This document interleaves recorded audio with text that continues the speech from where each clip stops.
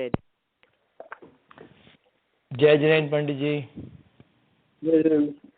मंगलम भगवान वीरो मंगलम गौतमो गणी मंगलम कुंद कुंदाद्यो जैन धर्मो सुमंगलम सर्वमंगल मांगल्यम सर्वकल्याणकारकम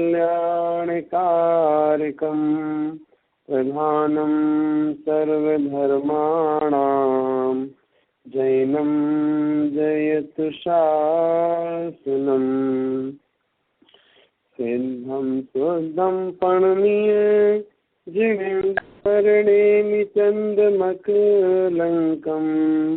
गुणरयण भूषणदयं जीवस्य परुवणं मोक्षम्।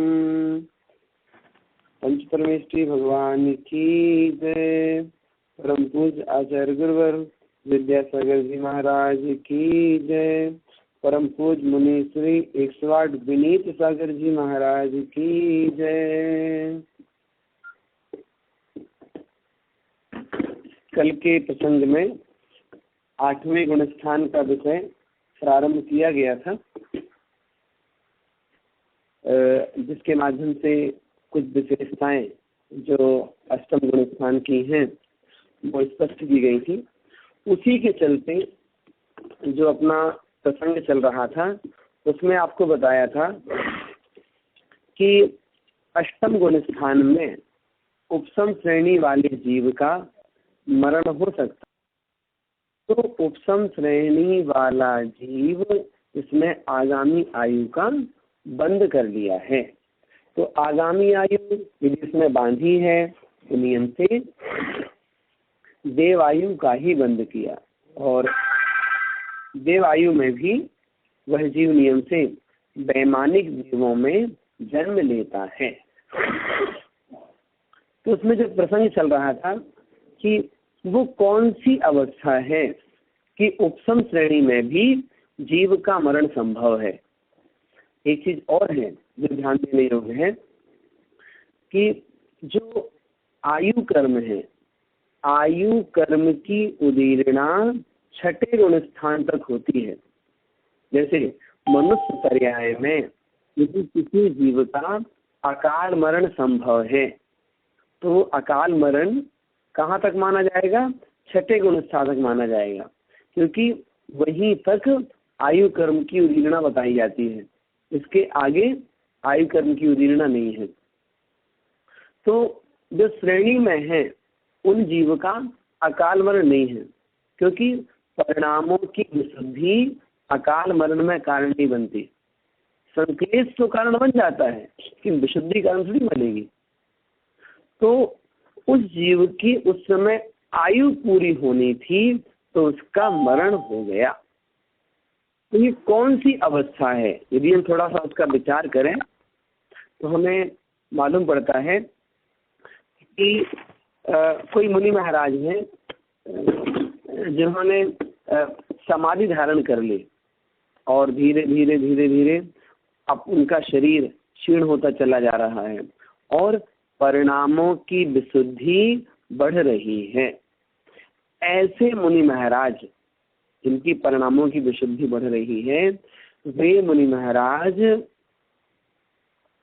बस ध्यान में लीन है और ध्यान में लीन है और धीरे धीरे धीरे धीरे धीरे उन्होंने द्वितीयोपसम संयुक्त प्राप्त कर लिया और उपसम श्रेणी आरोहण की और अष्टम गुण स्थान में पहुंचे।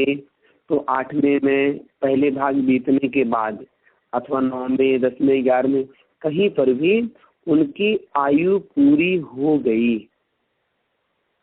ये जो परिणाम बना, ये परिणाम क्या बना कि उनका उत्कृष्ट समाधि मरण हुआ।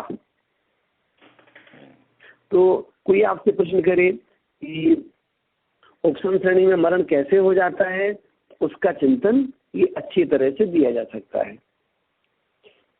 फिर अगला पॉइंट 8वें गुण स्थान की विशेषताएं चल रही हैं, उसी के अंतर्गत कुछ विषय वस्तु और आपके सामने स्पष्ट करते हैं। आपको बताया था कि अष्टम गुण स्थान में 36 प्रकृतियों की बंध विच्छुत्ति होती है, अर्थात ये 36 प्रकृतियां 8वें गुण स्थान तक तो बंधती हैं, इससे ऊपर गुण स्थानों में इनका बंध नहीं होता है, ये नियम है।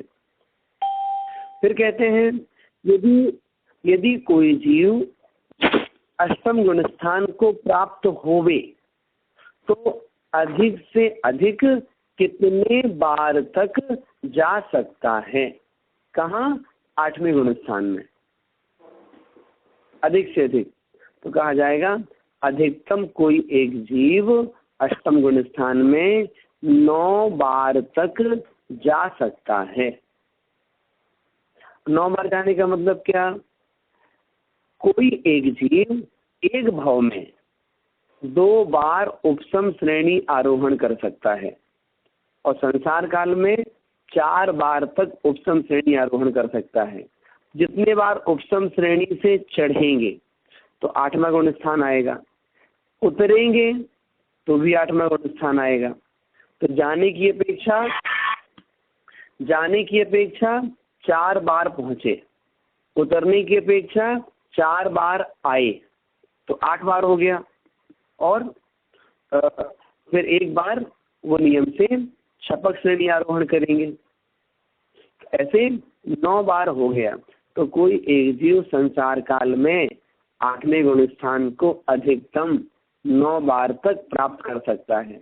8वें को भी, 9वें को भी और 10वें गुण स्थान को भी। जब 11वें गुण स्थान की बात आएगी, हाँ बोलिए।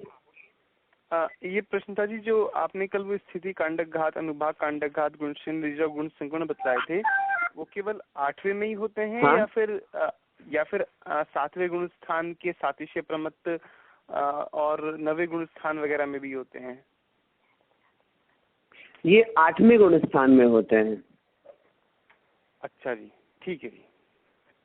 9वें गुण स्थान में कौन से कार्य होते हैं ये आपको बताया जाएगा।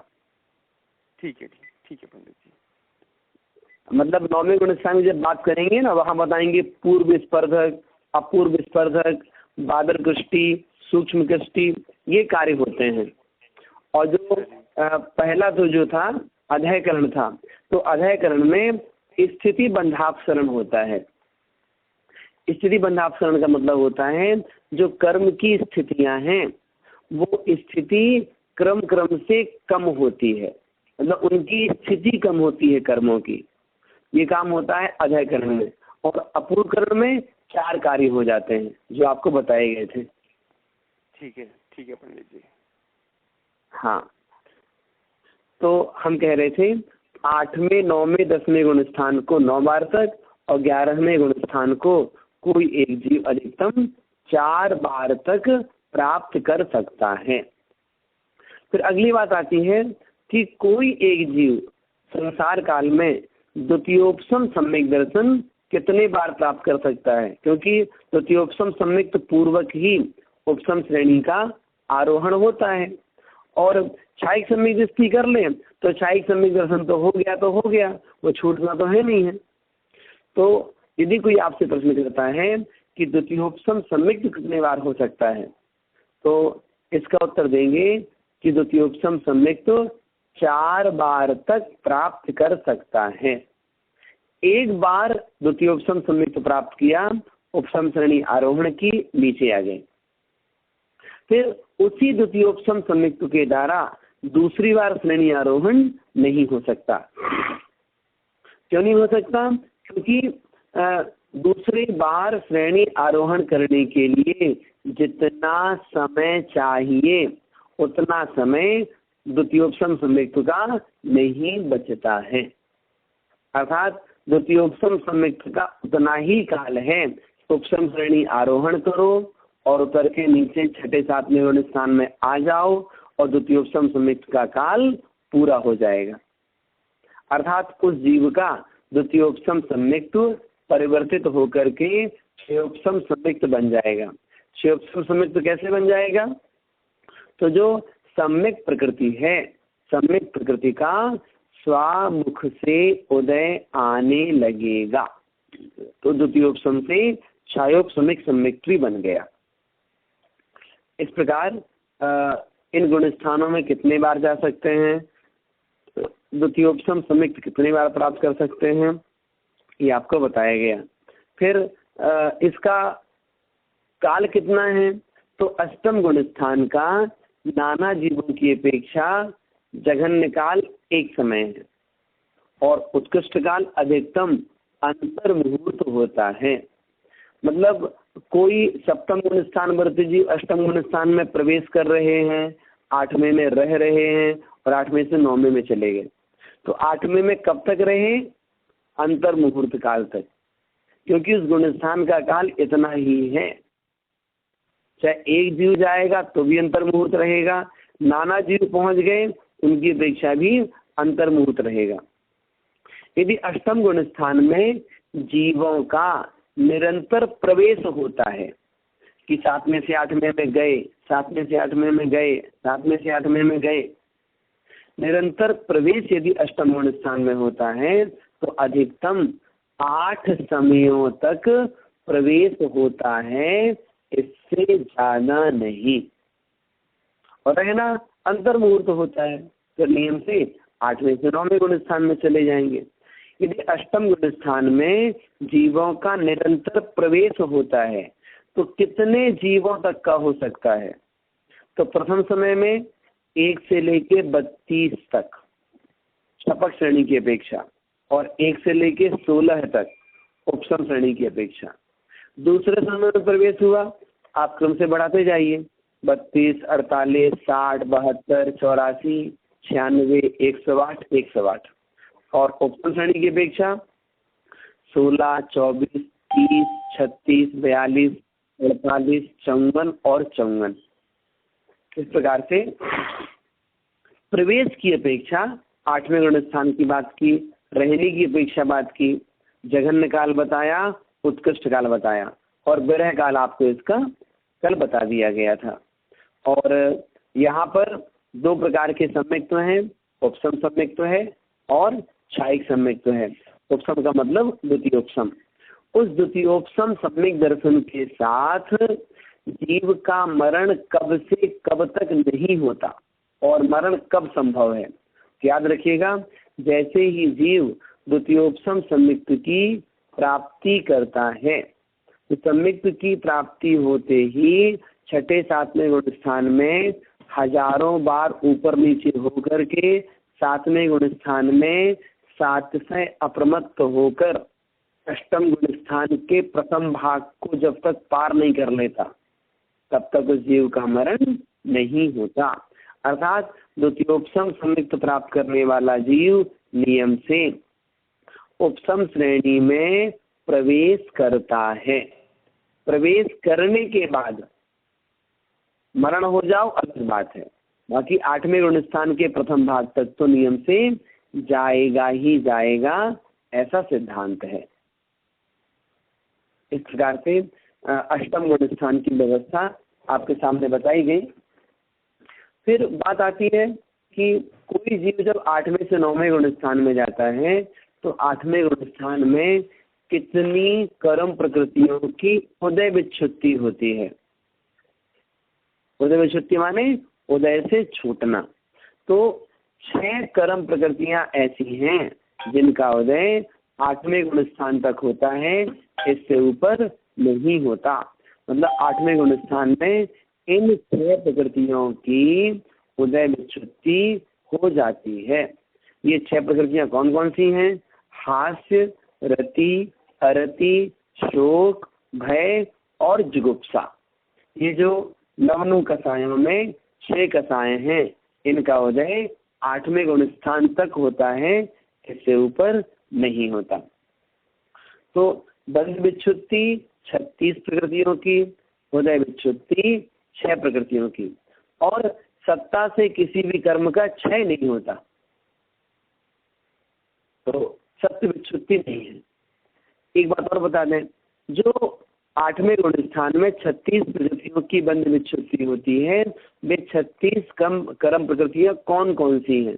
मतलब वे कर्म कौन से हैं जो अष्टम गुण स्थान तक बंधते, उसके आगे फिर नहीं बंधते, उनके नाम आपको बताए जा रहे हैं। प्रथम भाग में निद्रा और प्रचला की बंध विच्छुत्ति होती है। छठवें भाग में 30 कर्म प्रकृतियों की बंध विच्छुत्ति होती है, उनके नाम पंचेंद्रिय जाति, तेजस शरीर, कार्मण शरीर, आहारक शरीर, आहारक अंगोपांग, वैकिरक शरीर, वैकिरक अंगोपांग, देवगति, देवगत्यानुपूर्वी, निर्माण, समचतुरस संस्थान, प्रशस्त विहायोगति, स्पर्श, रस, गंध, वर्ण, अगुर लघु, उपघात, परघात, उच्छ्वास, त्रस, बादर, पर्याप्त, प्रत्येक शरीर, स्थिर, शुभ, सुभग, सुस्वर, आदेय और तीर्थंकर नामकर्म। इस प्रकार से ये नामकर्म की 30 हो जाती हैं और मोहिनी कर्म की 4। हास्य, रति, भय, जुगुप्सा। हास्य, रति, भय, जुगुप्सा, ये 4। तो ऐसे 36 कर्म प्रकृतियों की बंध विच्छुत्ति ये अष्टम गुण स्थान में होती है। तो कहने का मतलब क्या, ये कर्म इसके आगे नहीं बनते। जैसे की बात बता दी आपके लिए, सब तो किसी का नहीं छूटता। एक प्रश्न कोई कर सकता है, जब 8वें गुण स्थान में किसी कर्म का क्षय नहीं होता, 8वें गुण स्थान में किसी कर्म का उपशम नहीं होता, तो आप 8वें गुण स्थान को उपशम श्रेणी वाला या छपक श्रेणी वाला ऐसा क्यों कहते हो? भाई उपशम हो तो उपशम श्रेणी कहो आप, क्षय हो तो छपक श्रेणी कहो आप, अन्यथा मत बोलो। तो आचार्यों ने कहा कि हमने माना कि 8वें गुण स्थान में किसी कर्म का उपशम या क्षय नहीं होता, लेकिन उसकी तैयारी यहाँ प्रारंभ हो गई। 8वें से 9वें में जाएगा, 9वें से 10वें में जाएगा, तो वह जीव नियम से कर्मों का या तो उपशम करेगा या नियम से क्षय करेगा। तो भविष्य की अपेक्षा मीन्स अगले अंतर मुहूर्त में वो उपशम या क्षय करेगा, ये उसकी भूमिका है। तो भूमिका को भी इन्होंने कार्य के रूप में कहा है कि उपशम श्रेणी का प्रारंभ अथवा छपक श्रेणी का प्रारंभ 8वें गुण स्थान से होता है। तो जब उपशम करेगा तो उसकी व्यवस्था आगे बताएंगे आपको, उपशम की प्रक्रिया क्या है या क्षय की प्रक्रिया क्या है, कर्म का उपशम अथवा क्षय किस रूप में होता है, कितने कर्मों का उपशम होता है, कितने कर्मों का क्षय होता है, ये सारी बातें 9वें 10वें गुण स्थान में की जाएंगी। इस प्रकार जो 8वें गुण स्थान की बात थी वो आपको बताई गई। फिर कहते हैं कि अष्टम गुण स्थान में कौन कौन से जीव जा सकते हैं। तो अष्टम गुण स्थान में या तो 7वें वाला जाएगा या फिर 9वें वाला आएगा। अष्टम गुण स्थान में 2 जीव जा सकते हैं, या तो 7वें से 8वें में जाएंगे या 9वें से 8वें में आएंगे। फिर देखो 8वें गुण स्थान वाला जीव कहाँ कहाँ जा सकता है। तो अष्टम गुण स्थान वाला 3 स्थानों में जा सकता है, तो 9वें में जाएगा।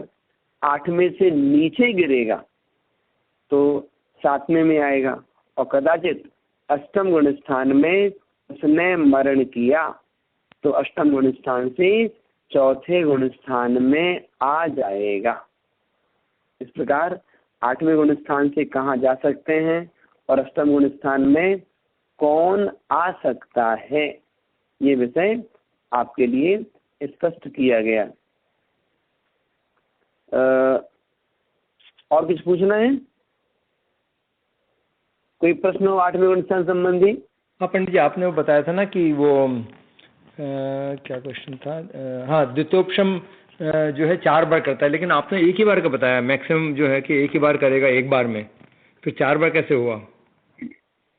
4 बार कैसे हुआ? हमने ये बताया कि एक बार द्वितीयोपसम संयुक्त प्राप्त करने पर उपसम श्रेणी आरोहण की, फिर उतर के नीचे आ गया। हाँ। फिर उसी द्वितीयोपसम के साथ दूसरी बार श्रेणी आरोहण नहीं करेगा। मतलब एक बार द्वितीयोपसम संयुक्त प्राप्त किया तो एक बार श्रेणी आरोहण की, हाँ। फिर उसका संयुक्त क्षेपसम बन गया, फिर उसने कभी पुनः द्वितीयोपसम संयुक्त प्राप्त किया और पुनः श्रेणी आरोहण की। तो एक भाव में 2 बार द्वितीयोपसम संयुक्त प्राप्त करके 2 बार उपसम श्रेणी आरोहण की जा सकती है। हाँ, एक समझ आ गया? हाँ, एक भाव में 2 बार। हाँ, और संसार काल में 4 बार। ठीक है, तो चौथी बार में फिर उसको शपथ श्रेणी ही होनी पड़ेगी फिर, है ना? नहीं, 5वीं बार में। अच्छा। उपसम श्रेणी संसार काल में अधिकतम 4 बार तक आरोहण कर सकते हैं। एक भाव में 2 बार, इसलिए हमने कहा ना आपसे, एक भाव में 2 बार और संसार काल में 4 बार। संसार काल का मतलब क्या है? अर्ध पुद्गल परावर्तन में 4 बार। फिर आचार्य कहते हैं जो जीव 4 बार उपसम श्रेणी आरोहण कर लेता है, जो जीव 4 बार उपसम श्रेणी आरोहण कर लेता है, वह जीव नियम से 132 सागर के अंदर मोक्ष की प्राप्ति कर लेता है। ये नियम है ये। मतलब 4 बार उपसम श्रेणी आरोहण करने वाले जीव का संसार काल अधिकतम कितना बचेगा? 132 सागर। मतलब 132 सागर में कभी न कभी वह जीव छपक श्रेणी आरोहण कर ही लेगा। आप थोड़ा विचार करिए इसमें कि जीव 11वें गुण स्थान तक चला गया, अर्थात उस जीव ने अपने पुरुषार्थ के बल पर संपूर्ण कषायों का उपशम कर दिया और कषायों को अत्यंत मंद करते करते पुण्य को बहुत बढ़ा लिया। उसके बावजूद भी वो नियम से 11वें गुण स्थान से गिरता हुआ 6वें 7वें गुण स्थान में या 4थे गुण स्थान तक आ गया, और कभी गिरते गिरते वो जीव पहले गुण स्थान में भी आ जाता है। मतलब संयम का इतना उत्कृष्ट परिणाम प्राप्त कर लिया, यथाख्यात चारित्र प्राप्त कर लिया, उसके बावजूद भी अभी इसकी संसार की स्थिति नाश नहीं हुई। तो संसार की स्थिति को नाश करने के लिए हमें पुरुषार्थ करना चाहिए। वो पुरुषार्थ है समाधि पूर्वक मरण, वो पुरुषार्थ है छायिक सम्यक दर्शन की प्राप्ति, वो पुरुषार्थ है तीर्थंकर नाम कर्म का बंध हो। तो ये जो मतलब क्वालिटी वाली चीजें हैं, इनको भी प्राप्त करने के लिए चिंतन मनन अपने मस्तिष्क में चलते रहना चाहिए। जब चिंतन मनन चलता रहेगा तभी जाकर के जीव आगे चल करके इन श्रेष्ठ गुणों को, श्रेष्ठ अवस्थाओं को प्राप्त कर पाएगा। ठीक है, हम इस भाव में नहीं कर पा रहे हैं तो कम से कम अपनी भावना तो शुरू से बनाएं कि भाई हमारे जीवन का लक्ष्य इस प्रकार से है। ठीक हुआ? हाँ पंडित जी। एक और कुछ पूछना है? हाँ, एक और प्रश्न पंडित जी मेरा। बोलिए। मेरे से आपने बताया कि ना 8वें गुण स्थान में अपूर्व करण होता है, उसके 4 कार्य होते हैं और उसका फल फिर मोह का नाश होता है। इसी तरह जब ध्यान का वो करते हैं विवक्षा, तो उसमें भी पृथक वितर्क विचार से भी उसका भी यही फल बताते हैं। तो उसका और करण का क्या संबंध है, ध्यान का और करण का? ठीक, समझ गए। आपका प्रश्न स्पष्ट करूं सबके लिए। आप पूछ रहे हैं कि 8वें गुण स्थान में जो परिणाम है उसे अपूर्व करण कहते हैं, और 8वें गुण स्थान में शुक्ल ध्यान का प्रारंभ हो जाता है, जिस शुक्ल ध्यान का नाम है क्या बोलते हैं, कौन सा ध्यान आएगा पहले? पृथक वितर्क विचार पहला आएगा, पृथक वितर्क विचार। तो 8वें गुण स्थान में आप कह रहे हो पहला शुक्ल ध्यान शुरू हो जाता है।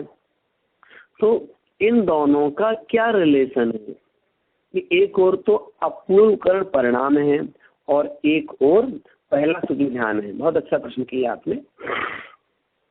तो जो अपूर्व करण परिणाम की विशेषता है, जो अपूर्व करण परिणाम की विशेषता है, वो विशेषता मोहनीय कर्म के मंद मंद उदय की अपेक्षा स्पष्ट करती है कि मोहिनी कर्म का जो उदय है वो अत्यंत मंद चल रहा है। कितना मंद उदय, कितना मंद उदय है कि जीव के परिणाम अपूर्व अपूर्व हो रहे हैं। और जो ध्यान की अवस्था है, उस ध्यान में ज्ञान और योग, ये दो चीजें काम कर रही हैं।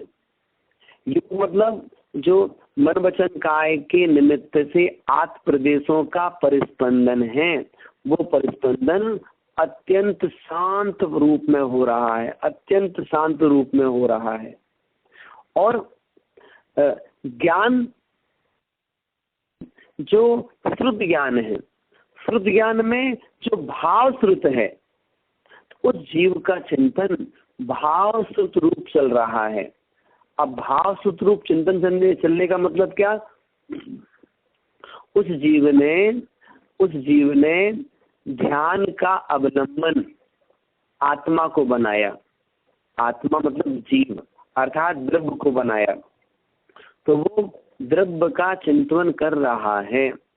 कषाय की अत्यंत मंदता होने के कारण अपूर्व करण परिणाम ये,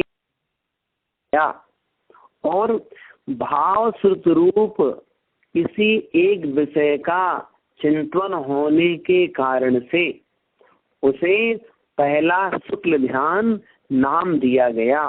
उस शुक्ल ध्यान के बल पर उसकी परिणति कैसी होती है? कभी उसका योग परिवर्तित होता है, अर्थात मनोयोग से वचन योग, वचन योग से काय योग। कभी उसका भाव श्रुत परिवर्तित होता है, कभी द्रव्य श्रुत परिवर्तित होता है, कभी श्रुत के शब्द परिवर्तित होते हैं, अर्थात कभी वो जीव का चिंतन करता है, कभी ज्ञान का चिंतन करता है, कभी मति ज्ञान का चिंतन करता है, फिर आत्म प्रदेशों का चिंतन करता है, अर्थात उसका सारा चिंतन आत्मा के द्रव्य, गुण और पर्याय, इन तीनों में परिणमित होता रहता है। ये जो योग की और ज्ञान की एकाग्रता की परिणति है, ये पहला शुक्ल ध्यान हुआ। और जो कषाय की मंदता हुई, वह अपूर्व करण परिणाम हुआ। तो ये दोनों प्रकार की स्थितियां जब मिलती हैं, तब जाकर के जो कर्म स्थितियां हैं, वो कर्म स्थितियां कम हो पाती हैं, अर्थात सत्ता स्थित कर्म का स्थिति घात होता है, स्थिति कांडक घात हो रहा। जो पाप का अनुभाग है वो कम हो रहा, जो पुण्य का अनुभाग है वो बढ़ रहा है। बहुत सा पाप संक्रमित होकर के पुण्य रूप हो रहा है, और सत्ता स्थित कर्मों की असंख्यात गुण श्रेणी निर्जरा हो रही है। ये किसके बल पर हो रहा है? ये दोनों के बल पर हो रहा। क्यों? कषाय की मंदता भी है और हमारा उपयोग भी एकाग्र चित्त हो रहा है। तो ध्यान की अवस्था ये भी कार्यकारी है, और अपूर्व करण परिणाम की अवस्था ये भी कार्यकारी है। दोनों के मिलने से कर्म क्षय हो रहे हैं। दोनों के मिलने से अष्टम गुण स्थान में जो 4 कार्य होते हैं वे हो रहे हैं। आप खुद विचार करिए कि कषाय की मंदता हो तो परिणाम विशुद्धि बनेगी, परिणाम विशुद्धि बनेगी तो तत्व चिंतन बनेगा, तत्व चिंतन बनेगा तो कर्म की निर्जरा होगी। तो ये कहीं न कहीं एक ही समय में होने वाली कार्य कारण व्यवस्था है। तो जो अपूर्व करण परिणाम है वो बढ़ता चला जा रहा है, तो चित्त की एकाग्रता भी बढ़ती जा रही है, अर्थात जैसे कषायों की और मंदता अष्टम गुण स्थान में बढ़ती है, वैसे चित्त की एकाग्रता भी बढ़ रही है। 9वें गुण स्थान में और विशेषता होगी, 10वें में और विशेषता होगी, 11वें में तो फिर और विशेषता होगी, और 11वें गुण स्थान और 12वें गुण स्थान में दूसरा शुक्ल ध्यान भी आ जाता है। क्योंकि 11वें 12वें में आचार्यों ने कहीं कहीं पर पहले दूसरे दोनों ध्यान बताए हैं। तो वहां पर चित्त इतना एकाग्र हो गया, फिर एक ही वस्तु है, एक ही योग है, एक ही शब्द है। वो एकाग्रता कैसे बनी? अब कषाय रूप परिणाम समाप्त हो गया, अब वीतराग भाव हो गया, तो बस चित्त की भी एकाग्रता हो गई। एक ही द्रव्य है अथवा गुण है अथवा पर्याय है, और 3 योग में से एक योग है, या वचन योग या मनोयोग या काय योग। श्रुत का एक ही शब्द है। ऐसे करके कारण कार्य व्यवस्था बन जाती है। कषाय की मंदता कारण है, चित्त की एकाग्रता कार्य है। नवीन जी। हाँ जी, बहुत अच्छा है, स्पष्ट हो गया। आपका प्रश्न बहुत अच्छा लगा हमें। और की बात अशोक मेहता कुछ पूछ रहे थे आप क्या? मेरा एक प्रश्न था पंडित जी। बोलिए। हेलो, बोलिए श्री जी। हाँ, मैं कह रहा था कि जो गुण श्रेणी निर्जरा है वो 7वें के अधकरण में और 8वें में और 9वें में आपने कुछ बतलाया था कि गुण श्रेणी निर्जरा जो है हर समय असंख्यात बढ़ती जाती है, मगर उसमें भी 7वें की अपेक्षा 8वें में ज्यादा बढ़ती जाती है और 9वें में और बढ़ती जाती है, कुछ ऐसा बतलाया था ना आपने? बिल्कुल सही। ठीक है जी, बस वही कंफर्म कर। देखो, ठीक है। मतलब इसका विषय थोड़ा सा कह देते हैं हम। हाँ जी। आपको मालूम है तत्वार्थ सूत्र के 9वें अध्याय के 45वें नंबर सूत्र में गुण श्रेणी निर्जरा के स्थान बताए गए। वहां पर 10 स्थान बताए गए हैं क्रम से। उन्होंने बताया सातशय मिथ्या दृष्टि जीव जो अपूर्व करण परिणामों के साथ है, उसकी जो निर्जरा है उससे अधिक निर्जरा चतुर्थ गुण स्थान में सम्मिक्त प्राप्त करने वाले जीव के होती है। चतुर्थ गुण स्थान की अपेक्षा असंख्यात गुणी निर्जरा पंचम गुण स्थान में होती है। पंचम की अपेक्षा 7वें 6ठे गुण स्थान में, मतलब 6ठे 7वें गुण स्थान में होती है। फिर 6ठे 7वें गुण स्थान वालों की अपेक्षा अनंतानुबंधी कसाय की विसंयोजना करने वाले की होती है। अनंतानुबंधी कसाय की विसंयोजना करने वाले की अपेक्षा दर्शन मोहिनी का क्षय करने वाले की होती है। दर्शन मोहिनी की क्षय करने वाले की अपेक्षा उपसमक की होती है। उपसमक 8वां 9वां 10वां, उसकी अपेक्षा उपशांत मोह की होती है। उसकी अपेक्षा शपक की होती है। शपक माने 8वां 9वां 10वां गुण स्थान। शपक की अपेक्षा क्षीण मोही की होती है, माने 12वां गुण स्थान। क्षीण मोह की अपेक्षा संयोग केवली 13वें गुण स्थान में होती है।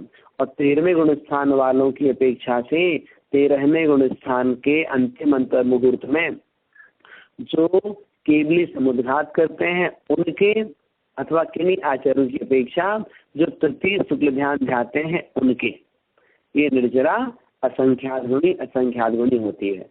ये निर्जरा क्रम क्रम से बढ़ती चली जा रही है। तो उपसमक की जब बात करते हैं, उपसमक अष्टम गुण स्थान से प्रारंभ होता है, और 7वें गुण स्थान में ऑलरेडी कर्मों की निर्जरा तो हो ही रही है, लेकिन जब अध्ययकरण परिणाम करते हैं उस समय निर्जरा ज्यादा होती है। क्यों? एक एक गुण स्थान में निर्जरा के असंख्यात लोक प्रमाण तक स्थान बताए जाते हैं। अर्थात जितने परिणामों की विशुद्धि होगी निर्जरा उतनी ज्यादा होगी। सप्तम गुण स्थान में परिणाम एक साथ तो होता नहीं है, सबके परिणाम अलग अलग हैं। जिनकी विशुद्धि ज्यादा है उनकी निर्जरा ज्यादा है, जिनकी विशुद्धि कम है उनकी निर्जरा कम है। श्री जी। हाँ पंडित जी, समझ में आ गया जी, स्पष्ट हो गया। ठीक है, चलिए। हाँ, और कोई प्रश्न किसी का तो नहीं है ना कि 9वें गुण स्थान की ओर चले? चलिए अब बात करते हैं 9वें गुण स्थान की। नौवें गुण स्थान का नाम है अनिवृत्तीकरण। इसकी परिभाषा आपको बताई गई थी। निवृत्ति अर्थात भेद, तो करण माने परिणाम और अनुवृत्ति माने अभेद। जहाँ समसमयवर्ती जीवों के परिणामों में भेद नहीं होता है, कहने का मतलब ये, अनुवृत्तीकरण रूप परिणाम जब प्रारंभ होता है तो वहाँ क्रम क्रम से अगले अगले समय में अनंत गुणे विशुद्ध परिणाम होते चले जाते हैं। तो जैसी विशुद्धि बढ़नी है उस रूप ही विशुद्धि बढ़ती चली जाती है।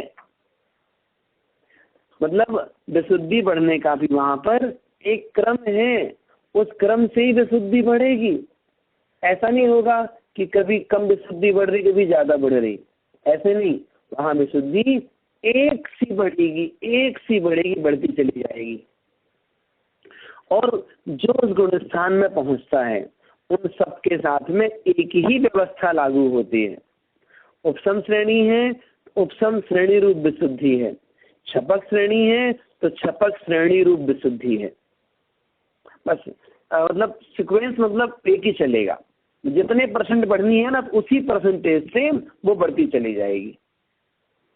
तो जितने समय होते नौवें गुण स्थान के उतने ही प्रकार के परिणाम हैं। परिणाम न उससे ज्यादा है न उससे कम है। इसका नाम अनुवृत्तीकरण है। अर्थ क्या हुआ? अर्थ ये कि किन्हीं मुनि महाराज की अवगाहना कम है, किन्हीं की ज्यादा है, कोई गोरे हैं, कोई सांवले हैं, किसी का संस्थान माने शरीर का आकार, किसी का स्वाति संस्थान है, किसी का कुब्जा संस्थान है, किसी का संचतुर संस्थान है, किसी का हुंडक संस्थान है। तो संस्थान अलग अलग हो सकता है, शरीर का रंग अलग अलग हो सकता है, शरीर की अवगाहना अलग अलग हो सकती है। ऐसे ही ज्ञानावरणी कर्म का क्षयोपसम भी अलग अलग हो सकता है, उसका भी निषेध नहीं कर रहे हैं। क्यों? वहाँ श्रेणी में जघन्य ज्ञान अष्ट प्रवचन मातृका है, उत्कृष्ट ज्ञान द्वादशांग के पाठी हो सकते हैं। तो ज्ञान की हीनाधिकता हो सकती है, लेकिन जो उनके परिणाम हैं उन परिणामों में भेद नहीं होता। मतलब शरीर आदि में, अवगाहना आदि में भेद होने पर भी जहाँ जीव के परिणामों में अंतर नहीं होता उसका नाम अनुवृत्तीकरण है। परिणामों में अंतर नहीं होता इसका मतलब क्या है? एक मिनट बोल रहे हैं। सम समयवर्ती जीवों के परिणाम समान और विषम समयवर्ती जीवों के परिणाम असमान। कहने का मतलब क्या? उदाहरण के लिए यदि अनुवृत्तीकरण में 1000 प्रकार के परिणाम होते हैं तो समय कितने हैं? 1000 समय है और 1000 प्रकार के ही परिणाम हैं, न कम है न ज्यादा है। और जो जीव अनुवृत्तीकरण को प्राप्त करके उसके काल को पूरा करता है उसके वे ही 1000 प्रकार के परिणाम होंगे जैसे परिणाम अनुवृत्तीकरण में कहे गए हैं। ये इसकी परिभाषा है। श्री जी बोलिए। ये जो परिणाम है ये चारित्र मोहनीय की अपेक्षा ही समझे जाएंगे। ये परिणाम कैसे हैं? ये तो आचार्य कहते हैं कि क्रम क्रम से मोहनी कर्म का उदय का अनुभाग अनंत गुणाहीन होता चला जाता है। जो परिणाम है वो और विशुद्धतर होते चले जाते हैं। ये परिणाम मोहनी कर्म की अपेक्षा रखते हैं। ठीक है ना? ठीक है जी। हाँ जी, स्पष्ट हो गया ना? वैसे हाँ जी, स्पष्ट हो गया। चलिए, तो ये बात अपन ने नौवें गुण स्थान की परिभाषा के रूप में की। अब कहते हैं कि नौवें गुण स्थान में कौन पहुंचते हैं? उपसम श्रेणी वाले भी पहुंचते हैं और क्षपक श्रेणी वाले भी पहुंचते हैं। तो यहाँ पर कौन से कार्य होते हैं, क्या करता है नौवें गुणस्थान वर्ती जीव? तो भी नौवें गुणस्थान वर्ती जीव नौवें गुणस्थान में कर्मों का उपशम करते हैं अथवा कर्मों का क्षय करते हैं। जो उपशम श्रेणी वाले हैं, जो उपशम श्रेणी वाले हैं वे कर्म का उपशम करते हैं और क्षपक श्रेणी वाले कर्मों का क्षय करते हैं। याद रखिएगा, जो उपशम श्रेणी वाला जीव है वह नौवें गुणस्थान में 20 कर्म प्रकृतियों का उपशम करते हैं। हम पुनः बोलते हैं, उपशम श्रेणी आरोहण करने वाला जीव नौवें गुणस्थान में 20 कर्म प्रकृतियों का उपशम करते हैं। और जो क्षपक श्रेणी वाला है, क्षपक श्रेणी वाला जीव नौवें गुणस्थान में 36 कर्म प्रकृतियों का क्षय करते हैं। उपशम वाला उपशम करेगा मात्र 20 कर्मों का और क्षपक श्रेणी वाला क्षय करेगा 36 कर्मों का। इतनी विशेषता ध्यान में रखिएगा कि नौवें गुणस्थान में ये काम होता है। फिर देखो, नौवें गुणस्थान के 9 भाग होते हैं। तो इन 9 भागों में क्रम क्रम से 36 कर्म प्रकृतियों का क्षय होता है। वे 36 कर्म कौन से हैं और किस भाग में कितनी कर्म प्रकृतियों का क्षय होता है, ये क्रम से थोड़ा सीख लेते हैं।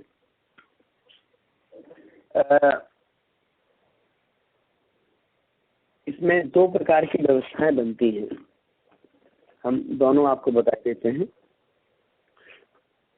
जो इसका पहला भाग है, पहले भाग में यह जीव 16 कर्म प्रकृतियों का क्षय करता है। पहले भाग में वे 16 कौन कौन सी हैं? आपको याद है, कल आपको बताया था कि नौवें गुणस्थान में 36 कर्मों का क्षय होता है। उसमें नाम कर्म की 13 प्रकृतियां हैं और दर्शनावरणी कर्म की 3 होती हैं। दर्शनावरणी की 3, निद्रा निद्रा, प्रचला प्रचला और स्त्यान वृद्धि, इन 3 का क्षय हुआ दर्शनावरणी कर्म की अपेक्षा। और नाम कर्म की नरगति, नरगत्यान पूर्वी, त्र्यंचगति, त्र्यंचगत्यान पूर्वी, 1 इंद्री, 2 इंद्री, 3 इंद्री, 4 इंद्री जाति, सूक्ष्म साधारण स्थावर, आतप और उद्योत।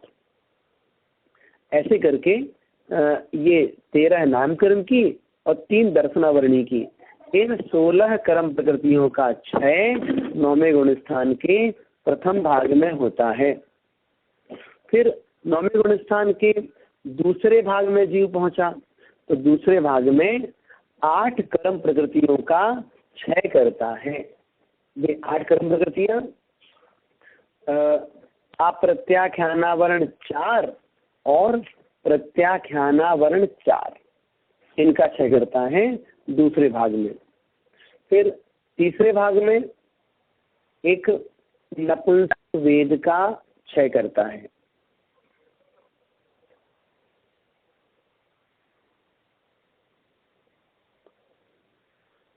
फिर चौथे भाग में स्त्री वेद का क्षय करता है।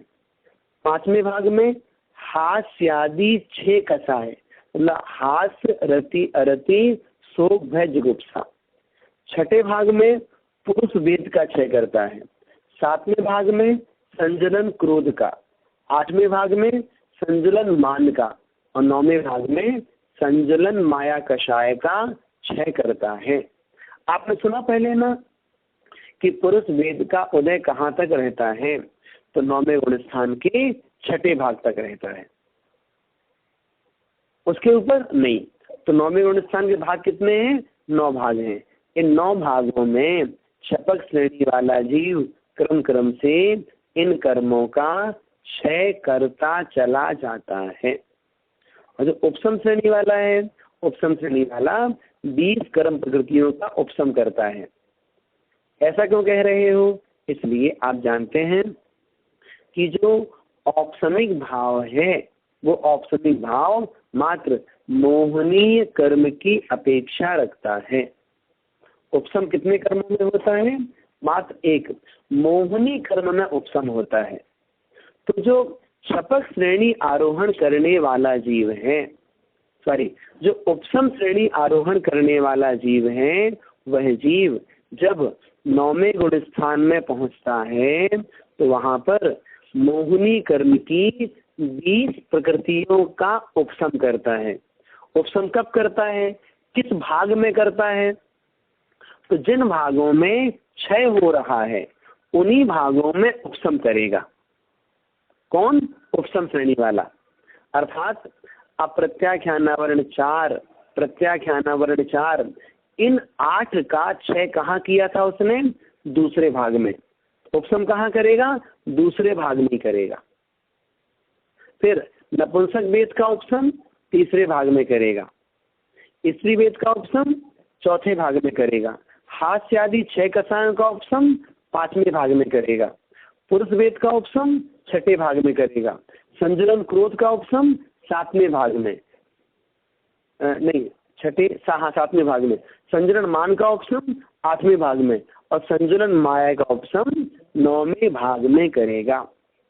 तो जिस प्रकार से शपथ श्रेणी वाला उन भागों में इन कर्मों का क्षय करता है, उपसम श्रेणी वाला उन भागों में उसका उपसम करता है। इतनी विशेषता आएगी। क्या सीखा अपन ने? शपथ श्रेणी वाला 9वें गुण स्थान में 9 भागों में यथाक्रम 36 कर्मों का क्षय करता है। उपसम श्रेणी वाला उन 9 भागों में यथाक्रम 20 कर्म प्रकृतियों का उपसम करता है। क्यों? उपसम भाव मात्र मोहनी कर्म की अपेक्षा रखता है। और आपको बताया गया ना कि उपसम श्रेणी वाला उपसम करेगा। उपसम किसका करेगा? उपसम चारित्र मोहनी की प्रकृतियों का करेगा। तो चारित्र मोह के भेद कितने होते हैं? 25 भेद होते हैं। 25 भेदों में अनंतानुबंधी कसाय की उसने पहले 10 योजना कर ली थी, तो 4 कम जाएंगी। अब बची 21 में से 20 का उपसम किया 9वें गुण स्थान में, फिर बचेगी 1, वो बचेगी संजलन लोभ, तो उसका उपसम 10वें गुण स्थान के अंतिम समय में होगा। तो यहाँ पर 20 प्रकृतियों का उपसम अथवा 36 प्रकृतियों का क्षय अनुवृत्ति कर्ण रूप परिणामों के माध्यम से होता है। अब कोई यहाँ प्रश्न कर सकता है कि जब तक कर्म उदय में नहीं आएगा, उदय में आए बिना कर्म का क्षय नहीं होता है, तो इन कर्मों का वहाँ उदय तो है ही नहीं है, तो आप इनका क्षय कैसे कह रहे हो? जैसे निद्रा प्रचला स्त्यान वृद्धि, इन कर्मों का उदय तो 6ठे गुण स्थान तक होता है और आप 9वें गुण स्थान में इन कर्मों का क्षय बता रहे हो। इसका अर्थ क्या है? इसका अर्थ ये है दर्शनावरणी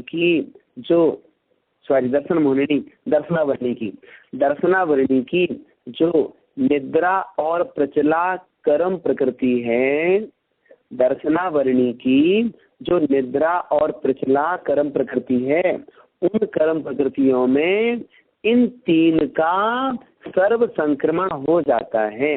अर्थात निद्रा का सारा द्रव्य, प्रचला का सारा द्रव्य और स्त्यान वृद्धि का सारा द्रव्य निद्रा और प्रचला रूप परिवर्तित हो गया। परिवर्तित होने का मतलब क्या है? परिवर्तित होने का मतलब क्या है? इसका मतलब ये है कि निद्रा प्रचला और स्त्यान वृद्धि, इन तीनों का जो अनुभाग है वो अनुभाग क्षीण होते होते निद्रा और प्रचला रूप हो गया और इन दोनों की सत्ता समाप्त हो गई। क्यों? निद्रा आदि का बंध तो यहाँ पर होना नहीं है और यहाँ पर इसका उदय भी नहीं है और सत्ता नष्ट हो रही है। सत्ता नष्ट होने का मतलब अन्य कर्म रूप से परिवर्तित हो जाएंगे। तो परिवर्तित किसमें होते हैं? अपनी सजातीय प्रकृति में। ऐसा नहीं है कि दर्शनावर्णी ज्ञानावर्णी में बदल जाएगा। दर्शनावर्णी रूप ही बदलेगा, तो जो अन्य भेद है उनमें बदल जाएगा। ऐसे ही नरक गति है, तो नरक गति का उदय तो चौथे गुण स्थान तक होता है, और आप 9वें गुण स्थान में कह रहे हो कि नरक गति का क्षय हो गया। तो वहाँ क्षय का मतलब क्या? नरक गति का द्रव्य जो अन्य गतियां हैं, कौन सी गति? मनुष्य गति और देवगति, जो उसकी सत्ता में रखी हुई है, उसमें परिवर्तन हो जाएगा। ऐसी नरक गत्यान पूर्वी का जो मनुष्य गत्यान पूर्वी, देवगत्यान पूर्वी सत्ता में, उसमें हो जाएगा। ऐसे तिरंज गति का भी लगा लीजिए, तिरंज गत्यान पूर्वी का भी लगा लीजिए। ऐसे ही 1 इंद्री, 2 इंद्री, 3 इंद्री, 4 इंद्री जाति नामकर्म है, इनका उदय तो वहाँ है नहीं है, लेकिन आपने 6 कह दिया। इन चारों का द्रव्य पंचेंद्रिय जाति है उसमें परिवर्तित हो जाएगा। ऐसे ही सूक्ष्म का बादर में, साधारण का प्रत्येक में, स्थावर का त्रिस में, और उद्युत का यथा योग्य अन्य सजातीय प्रकृतियों में परिवर्तन हो जाता है। तो ये जो सर्व संक्रमण हुआ उसको ही यहाँ क्षय कहा जाता है। ऐसे ही अप्रत्याख्यानावरण कषाय का उदय चौथे गुण स्थान तक है, और आप कह रहे हो 9वें गुण स्थान में इस कर्म का क्षय हुआ। तो क्या होता है? अप्रत्याख्यान का द्रव्य प्रत्याख्यान में, प्रत्याख्यान का द्रव्य नपुंसक वेद में, नपुंसक वेद का स्त्री वेद में, स्त्री वेद का हास्यादि क्षय में, हास्यादि क्षय का पुरुष वेद में, और पुरुष वेद का संजलन क्रोध में, संजलन क्रोध का संजलन मान में, और संजलन मान का संजलन माया में। ये क्रम क्रम से ये परिवर्तन सर्व संक्रमण चल रहा है। नहीं, ये सत्ता में सर्व संक्रमण हो रहा। ये सारा द्रव्य अन्न कषाय रूप से जा रहा। तो कोई आपसे प्रश्न करे 9वें गुण स्थान में वह कौन सा कर्म है जो स्वामुख से गया, जो उदय से जो गया है? तो उदय से गया है तो आप संजलन क्रोध मान माया को आप कह सकते हो। नहीं तो भी सारा द्रव्य संजलन लोभ में परिवर्तित हो गया, और संजलन लोभ भी 9वें गुण स्थान में पहले बादर संजलन थी। बादर संजलन और क्रम से क्षीण होती जब सूक्ष्म संजलन लोभ 9वें गुण स्थान में रह जाता है, तब जीव 9वें गुण स्थान से 10वें गुण स्थान में प्रवेश करता है। तो 10वें गुण स्थान में प्रवेश करते समय उसके सूक्ष्म सांपराय माने सूक्ष्म संजलन लोभ का उदय है। कहाँ? प्रथम समय में। और फिर 10वें गुण स्थान का जो काल है उसमें बढ़ते बढ़ते पहले सूक्ष्म थी, फिर सूक्ष्मतर हुई, और 10वें गुण स्थान के अंत में सूक्ष्मतम होते ही उसका उपशम होगा या उसका क्षय होगा। तो क्षय करने वाला 12वें गुण स्थान में जाएगा। तो 10वें गुण स्थान की व्यवस्था बताई। ये हम बात कर रहे हैं आपसे छपक श्रेणी वाले की।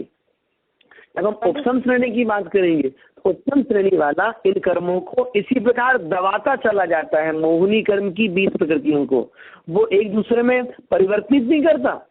क्यों? उपशम श्रेणी वाले के 11वें गुण स्थान में इन सब की सत्ता है। ठीक है ना? मतलब 11वें गुण स्थान में अप्रत्याख्यान, प्रत्याख्यान, हास्यादि, संजलन, वेद, इन सब की सत्ता है। अनंतानुबंधी की सत्ता नहीं है, उसकी बात नहीं कर रहे हम। तो जिन 21 का उसने यहाँ ऑप्शन किया उसकी सत्ता 11वें गुण स्थान में रहेगी। हाँ बोलिए। हाँ, हमने पहले भी सुन लिया था, लेकिन विषय पूरा करना था हमें। हाँ सॉरी। अच्छा, ये 8वां 9वां गुण स्थान है वो अपूर्व कर अनिवृत्तिकरण बताया, क्योंकि उसमें करण हो रहे हैं। तो वैसे जब पहले गुण स्थान से चौथे गुण स्थान में जो जीव जाता है तभी वहाँ भी करण करके ही वो चौथे में जाता है। तो वो गुण स्थान का नाम ऐसे क्यों नहीं दिया है? वहाँ सिर्फ चरित्र नहीं, इसीलिए। हमने 2 दिन पहले नवीन जी के प्रश्न के आधार पर इसका उत्तर दिया था। सॉरी सर, मैंने यहाँ 8वें 9वें, हाँ यहाँ पर करण क्यों कहे? इसलिए यहाँ पर इस गुणस्थान का नामकरण कहा है कि अधयकरण 7वें गुणस्थान में हुआ, अपूर्वकरण 8वें गुणस्थान में हुआ, अनुवृत्तिकरण 9वें गुणस्थान में हुआ। मतलब एक करण हुआ और गुणस्थान बदला। एक करण हुआ, एक एक करण के द्वारा अलग अलग कार्य होते हैं। और नीचे गुणस्थानों में 2 करण हुए अथवा 3 करण हुए।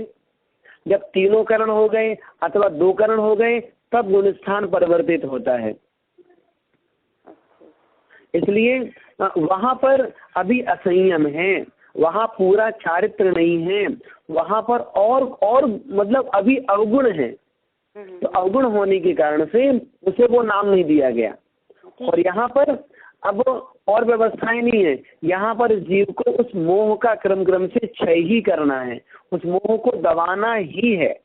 इसलिए अन्य नाम न दे करके करण जो है वो नाम ही गुणस्थान का दे दिया।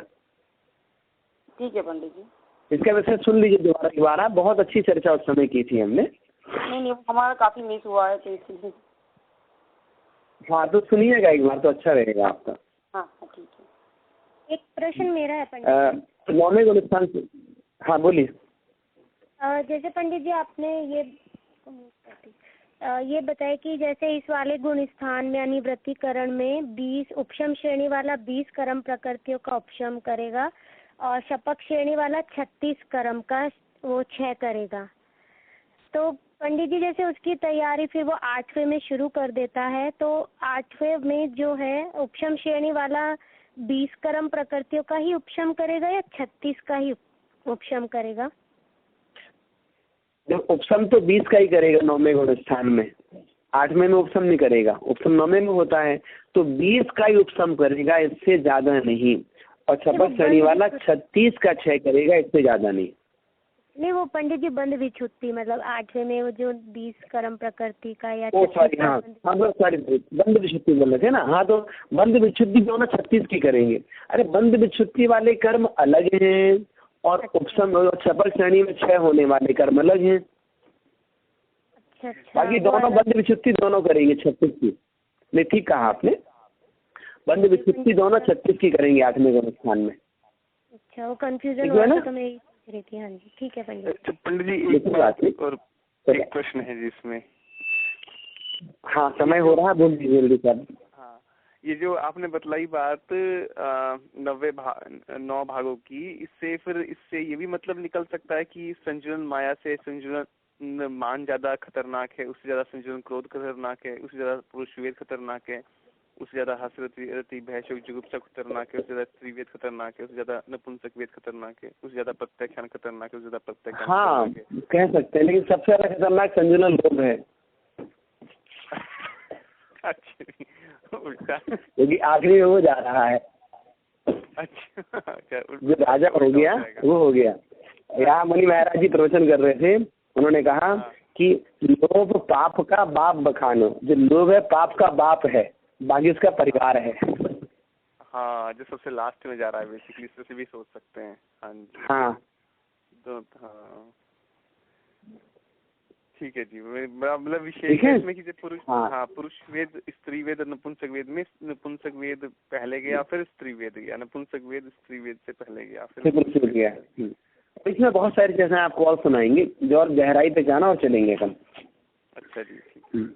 जावाणी के ज्ञान से सुझे लोका लोक, सो वाणी मस्तक धरो सदा देत हो लोक,